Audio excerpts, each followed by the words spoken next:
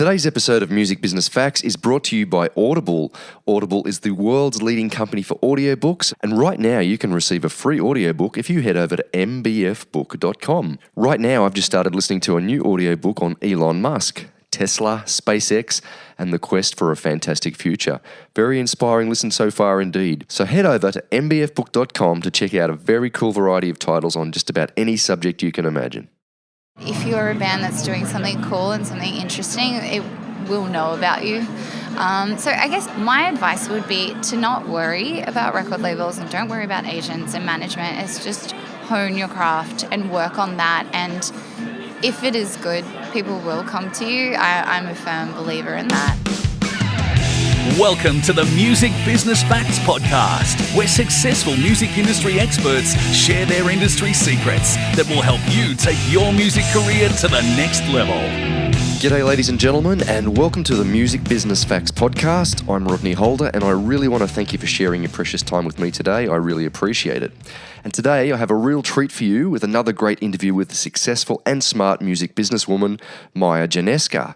Now, Maya is the General Manager of UNFD, and UNFD are one of Australia's leading heavy music brands who focus on the release and development of rock, metal, punk, and hardcore music from around the world.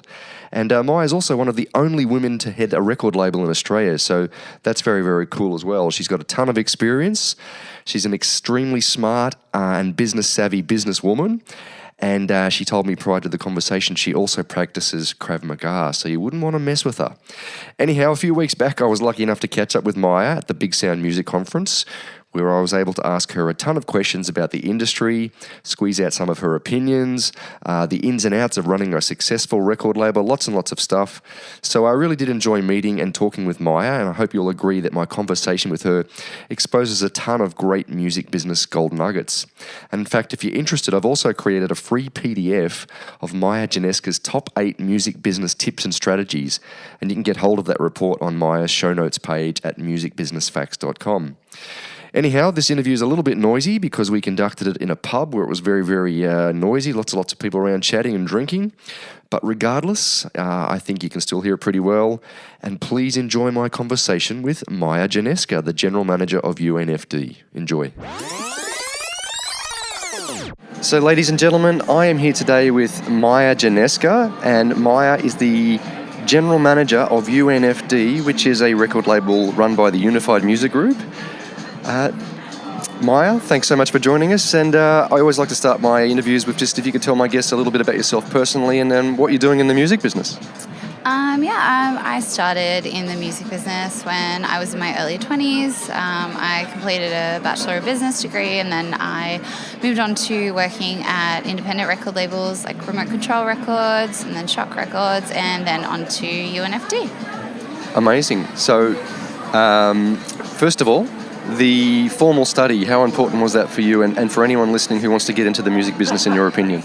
For me it was pretty important. I have a Bachelor of Business degree majoring in marketing, so marketing was always my passion, so it's something that I wanted to sort of expand on, and I found it really helpful, though I'm not sure that it's something that everyone should do. I found it really interesting and really helpful, and I feel like my university degree helps me every day still.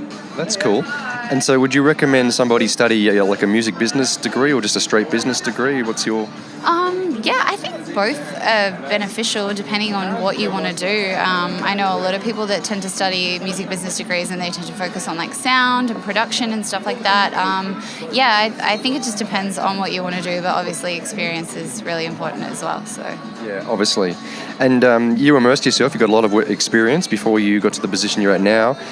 You were working at Remote Control. I'm working on Adele and Radiohead. That sounds pretty amazing. Can you tell us what you did there? So there was a lot of really, really cool campaigns that I got to work with at Remote Control.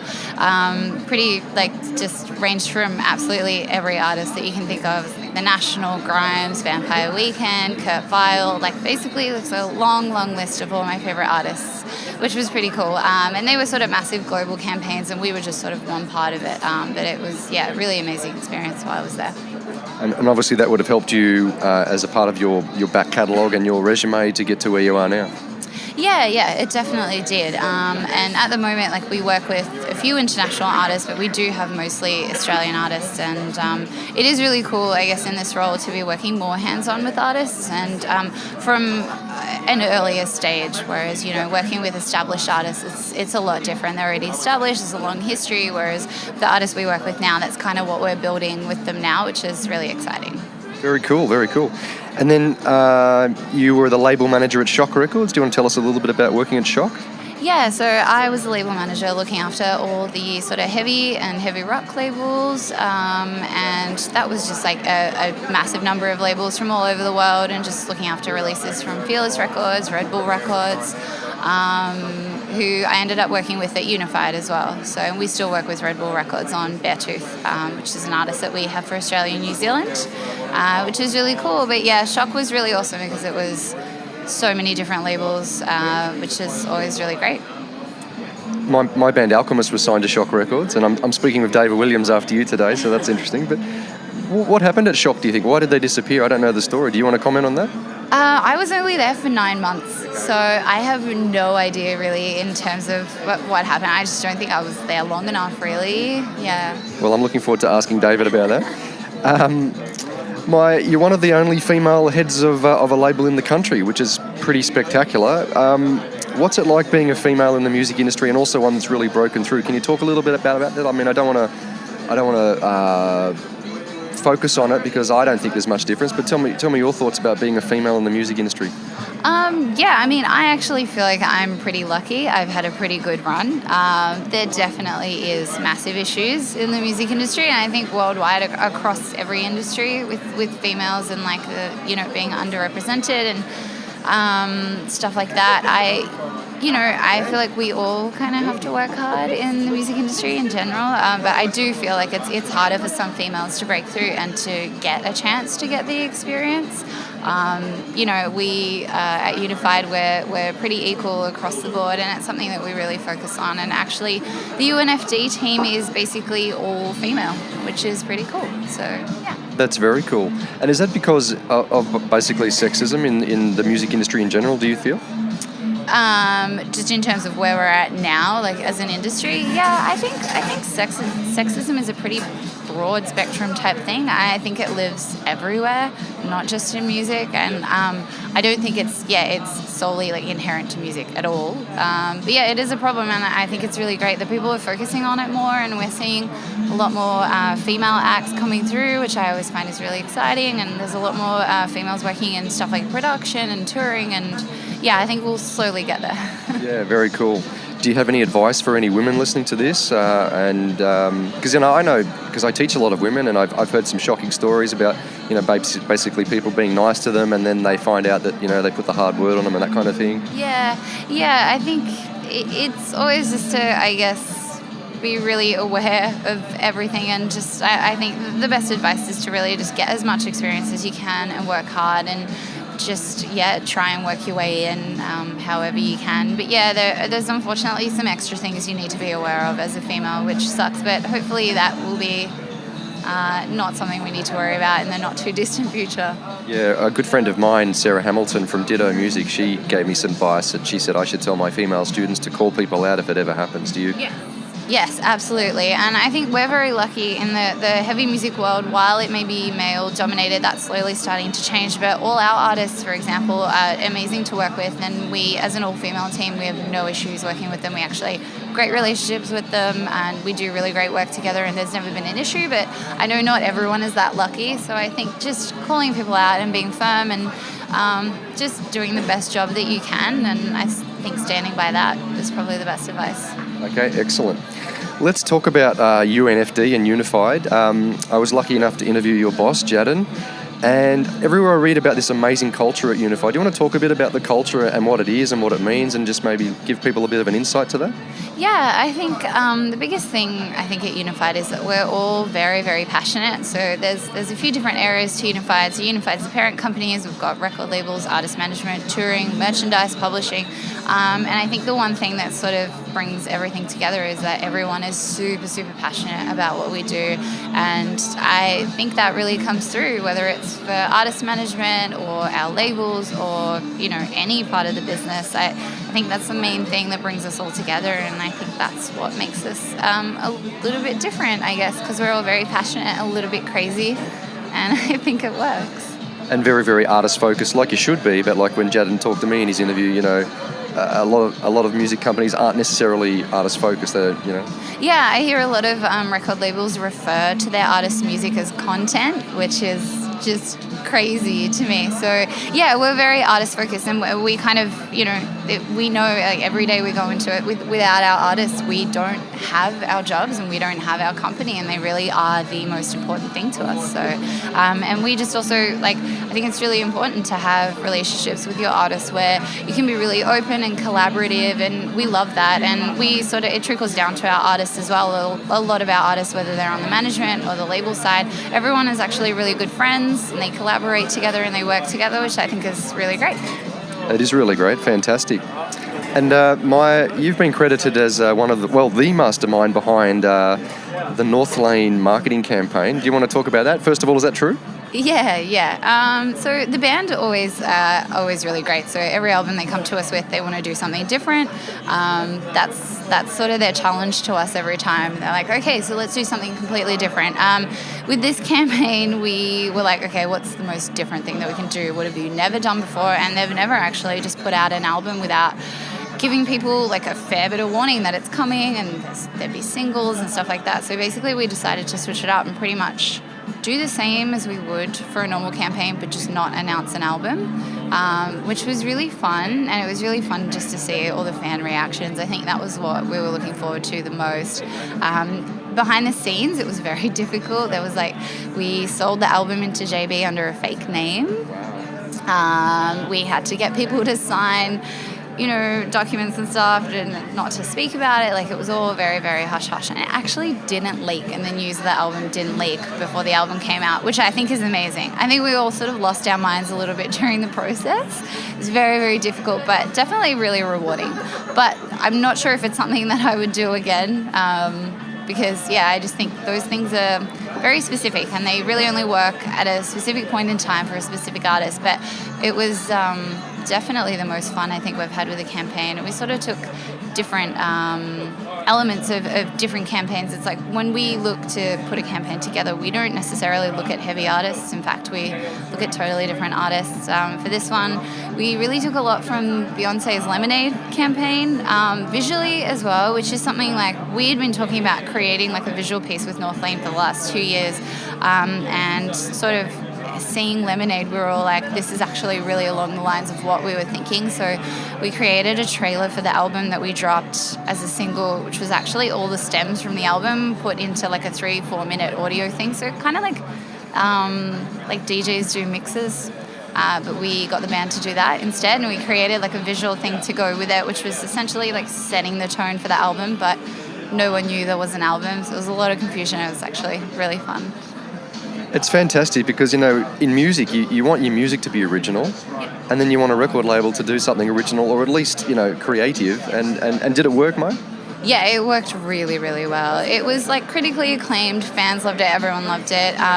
We were up against Ed Sheeran in the charts, which was a bit of a bummer. So we didn't get a guaranteed number one. We got number 3. But, the band had a number 1 previously with the album. So that wasn't really a goal of this campaign. It was really just to take everyone by surprise. And I think it worked really well for them because there was no one really waiting, speculating on how the album would sound, and I think that's really refreshing because when you're doing 3 months pre-order campaigns or 2 month pre-order campaigns, people kind of have this time to sit there and just think about what the album might sound like, and almost build up a relationship with the album before they even hear it, what they think might happen or what it might sound like. So it was cool not to have that and to just sort of take everyone by surprise. It worked really, really well for us. So fantastic.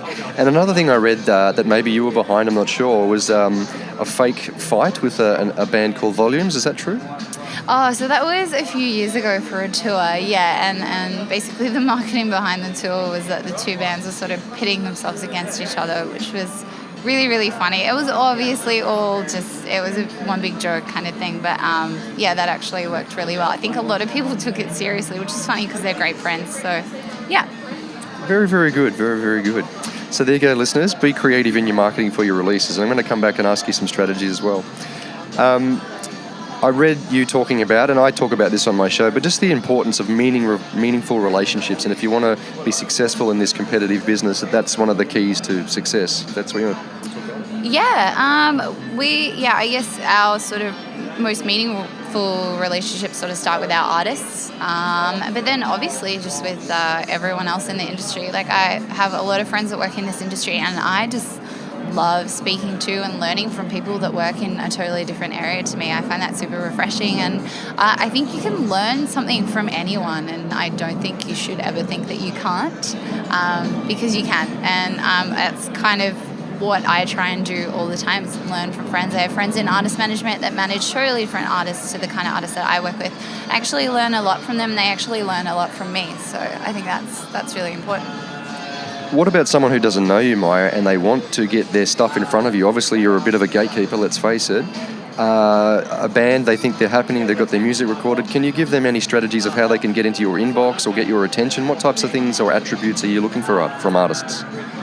It's kind of hard. We get asked this question a lot about how we do A&R, and there's not really a set process that we have for it. It sounds crazy to say, but if you're a band that's doing something cool and something interesting, it will know about you. So I guess my advice would be to not worry about record labels and don't worry about agents and management. It's just hone your craft and work on that, and if it is good, people will come to you. I'm a firm believer in that. There's a lot of sort of younger bands that what they're doing is like pretty cool. Like it's okay for what it is, but they're spending, I can see like a lot of money on digital advertising and marketing and stuff like that. And I just don't know whether that's necessary. I think if you just hone your craft, you get to a stage where you can build a team around you with a record label and management and stuff. They'll do that work for you. I'm just not sure. I mean, everybody is different, but I just think a lot of the time we will know about you. So if you just focus on your music and do a great job, then people will come to you. Yep, and you're not the first person to give me that advice on the show. I'm just wondering, because you know how passionate these musicians are, and they've invested their hearts and souls into these songs. What do they do if they're not getting enough people to their shows, or no one's caring, or no one's buying their stuff? Do you think it's as brutal as it comes down to maybe their stuff's not quite good enough yet? Could that be it? I think it could be it. Yeah, it's hard. It's definitely a case-by-case basis thing. I mean, I have artists in my record collection that I think are criminally underrated. And I think everyone has that sort of artist, at least a few in their record collection. But when it comes to starting out, I think, if you're trying your hardest and it's not working and you're not getting people's attention, people aren't coming to your shows, then I think it's worthwhile to get someone else's perspective from outside the band, because I think sometimes being an artist or being in a band, you can sort of get tunnel vision with what you're doing, and you could think that what you're doing is heading in the right direction and you're doing everything you can, but maybe that's not the case. So I think, speaking to people about what they think, people on the outside, I think would actually probably be beneficial. So I don't think it's as cut and dry. It's not, your band doesn't suck necessarily, but maybe there's some things you could be doing differently. One thing that I think is that when I see really smaller bands coming out and with these sort of huge marketing campaigns and stuff behind them, and we will take notice. I'm like, wow, that's actually pretty cool. Like, that's interesting. I'm going to check that out. And then the music tends to be a letdown. And I kind of feel like if it had gone the other way and they had spent more time on the music, maybe we'd be having a different conversation about them. So, yeah. That's really cool to hear. Thanks. Great advice. What about an act's image? How important is the image to you when we're looking at the overall package? The artwork, the music videos, the live show, the art, everything. Yeah, I think it's really important. I don't think it's something that needs to be focused on too much in the beginning, because getting a team behind you is kind of going to help you with that.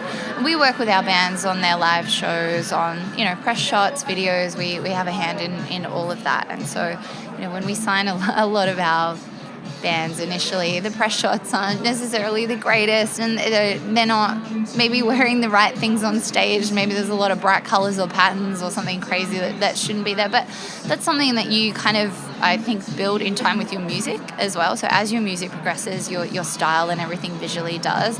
But I think keeping it simple on stage is probably the best tip for when you're starting out. Just go with all dark colors, just keep it really simple. It just looks better.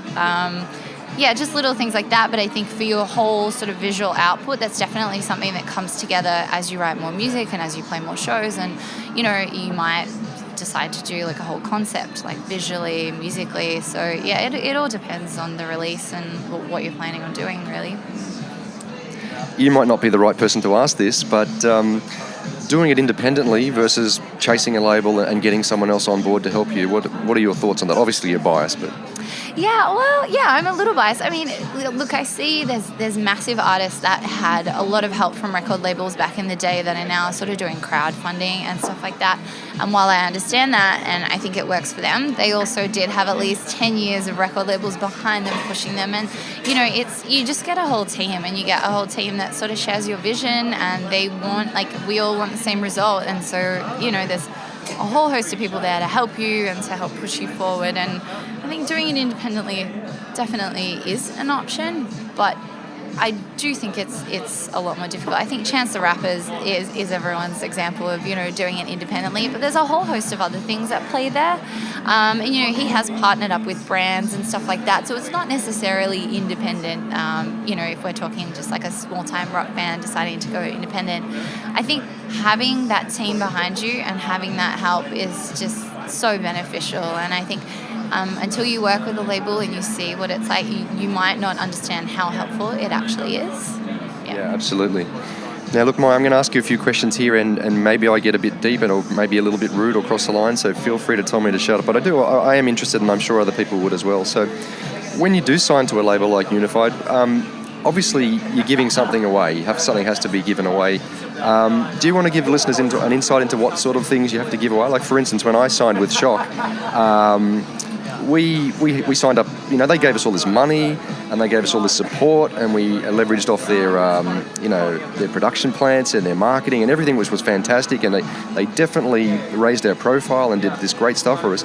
But, you know, we had to pay it all back at a very, not the greatest royalty rate. So I guess I'm just trying to get an insight into the types of deals or anything you want to share about that. Yeah, I mean, look, deals vary from label to label. You know, some people are happy with taking huge advances for an album. I don't know whether that's always the greatest idea, and that really comes down to the artist and the management and everything like that. At UNFD, personally, we don't work with huge advances specifically for that reason. So we'll give a band everything that they need to record an album, but it's not an insane amount of money, because we want our bands recouping and we want them making money as soon as possible, really. So we get everything done to a specific standard that we have, whether it's recording or videos or whatever. But yeah, we're not in the business of just throwing out a whole bunch of money and seeing what happens. They're not the kind of deals that I would do personally, and that's just not how we roll. We're an independent label, and you know, we do have budgets and stuff that we need to stick to, but like we work with artists. If an artist needs more money for whatever their vision is, then we're happy to work with that. But in terms of them having to sort of like hand over any creative control or anything like that, that doesn't happen with us. If it does come to a point where we're not maybe understanding their vision, then we just make a point of sitting down with it and going through it until we do. And I guess maybe that's a difference between independents and majors, but I also think majors are working on different artists, like pop artists and stuff like that, where this is actually quite important and their investment is pretty significant. So I can understand it from their perspective, but I can also understand that would be really, really difficult for an artist. Thanks for that insight. With UNFD and Unified deals in general, is it more like the 360-degree model where you're trying to build a whole encompassing thing? No, absolutely not. No, we don't take a share of touring or anything like that, because we're not out there touring. We don't really see that as a fair thing to do. So our deals, I think, are really artist-friendly and they're really fair, and we won't be taking anything that we don't feel we're entitled to at all. So yeah, we've actually had pretty similar deals across the board, and we've never had any issues with artists in our deals. Yeah, and that goes back to the culture that Jaden has instilled in your company, and I think what's his catchphrase, it's basically something that's all about the music and the musicians and them getting their best financial return and having long-lasting careers.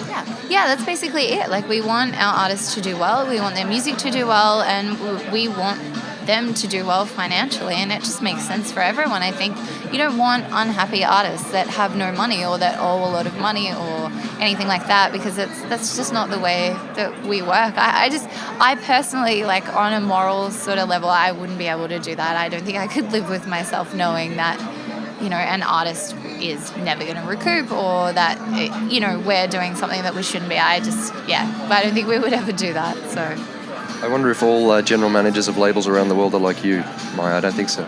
probably not.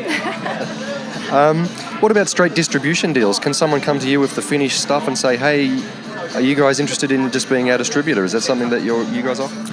We don't really do that because we have distributors obviously in place. Like we really are there to work with you on your vision and share your vision and just have a common goal with you. We really want to be hands-on and we want to help because we think that our help is really valuable, and so that's not something that we do. But I think for anything like that, anyone interested in doing something like that, there's plenty of distributors to go to that you can just organise that with. Sure. What about license deals where they say, well, we want to retain the rights and we've maybe recorded it ourselves and it's ready to go, but we want you guys to get involved? We have a couple of license deals in place with international artists where they carve out Australia and New Zealand for us, but that's totally different. It's not something we do with Australian artists, so it's more international artists that already have a deal in place with another label where they carve out this territory just for us. Okay, so correct me if I'm wrong, but in Australia you're really looking at that traditional sense of a direct signing deal that you're offering. Yeah, we are. We're looking to work with people from the very beginnings of their careers and just work with them and build their career. And, all our artists are like that, basically. And it's really rewarding. And I think it's something that we're good at as a label, and it's something that we'll keep doing. Very cool. As a label manager, Maya, how important to you is the physical release these days in an age of where we're seeing the rise of streaming and lots of young kids now aren't worrying about physical product? What's your opinion on physical product still? Luckily for us, we work with people in metal, punk and hardcore, and they love vinyl and they still love CDs. We are seeing a little drop-off in physical, of course, like CDs, but our vinyl culture is alive and well, and we press thousands of records every couple of months, so it's really amazing, and we love that. We really foster that. I do think I'm a big fan of streaming as well, obviously, but I still buy records, and I think there's a lot of people like that want to have a physical product to cherish, but they also just want the music with them wherever they are. And in a way, I think it's actually really beneficial to artists, because I think about the amount of records I've bought on vinyl and then the amount of times I've listened to it on streaming. So it's really like a double income source for artists, and I feel good about that, and I think everyone else should as well. Awesome. And are any of your large artists, are they making any significant money from Spotify or Apple Music? Yeah, they all are. Yeah, and it's becoming sort of the main income for these artists on the royalty statements, which is really, really great to see. And I think the best thing about it also is that when they release a new album or a new single or whatever, their discography grows as well. So, yeah, we're finding, because it's just easier to click play on an artist and you'll listen to the new single or the new album, but you'll actually end up listening to everything else, whereas back in the day, you'd have to be like, oh, I might want to check out the album before this or the album before this, and you'd have to go into a store and buy it and really, make a point of doing that. And now you don't have to. So I actually think it's really beneficial. We're seeing all our artists' back catalogue really, really jump up, which is awesome. I'm very happy to see that. That's fantastic. So all those artists who are going, streaming sucks and the royalty rate's appalling, if you're popular and you're streamed, you're going to make some money. Yeah, basically that's it. And I think, I think as it grows, I think it'll start to even out and sort of start to mimic the physical market like it once was. I think, there'll be big artists and smaller artists and everyone in between. And I just think it's great. I think more people can discover your music in a second. And I don't see anything bad about that at all. The figures already suggest this, but is streaming going to kill downloading? I mean, I assume so. It's just a different way of consuming music digitally. So, I guess so. I mean, we still have a lot of artists that do well with high definition downloads, or we do 180 gram vinyl and stuff like that. So I think there'll always be a market for that, but I don't think it's going to be as dominant as it once was. I mean, think about it. Digital downloads replace CDs, CDs replace vinyl, so it all kind of just keeps going. Yep, very good, very good. All right, Maya, now I really want to try and squeeze out some strategies, and I've got a couple of marketing questions for you. I wanted to get your opinion on the last Metallica record, where every song was turned into a video and released as almost like a piece of content when you were talking about content marketing, which is a word you didn't want to use. But what did you think of that strategy, and would you recommend it? I loved it, and if I had the budget for it, I would 100% do it. I've always wanted to do a full visual album. I think it's really cool. I think it gives a whole other dimension to what you're trying to get across, and I think if you have the budget and you have the team around you to do it, I would 100% do it. I would love to do that. I'm sure it takes a million years to get that all together, but yeah, I think it's really cool. I'm all about marrying the visual sort of elements to the music. I think that's really important, and I think it helps get across the themes of your album a lot better to your fans. And not everyone these days is reading a feature in Rolling Stone or online or something. There's so much stuff coming at us every day. It's so easy to miss that. So I think if it comes directly from the artist and they can show you this is what this album is, and here it is visually and musically, and then I think that's like perfect. Then you're just talking directly to people and telling them exactly what it is you're trying to get across. I think that's awesome. And we're also living in an age where you've got websites like Fiverr.com where you can get somebody who's living in Bulgaria to make your music video for a couple of $100 as well. And so it is almost possible to do independently, I think.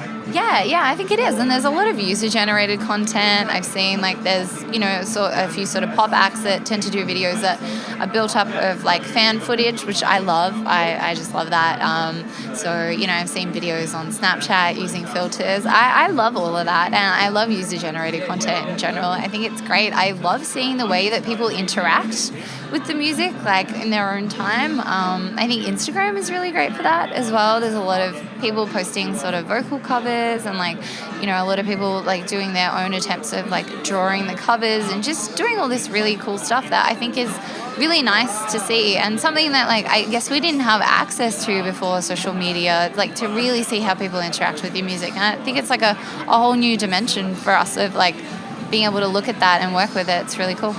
Very, very cool. All right, Maya, so someone's listening to this and they've got some music that's coming out. You're the general manager of a big record label. What's your advice? I mean, where do they go? What's step one? For a music video? No, for they've just come out of the studio and they've got their... I'll tell you why I want to ask you this. This is the thing that I see a mistake. I see someone, they've done the recording, the music sounds great, they've produced it as best they can, and they get all excited and they just go, there you go, world, there it is, and they throw it out there. That's the wrong thing to do, right? Yes.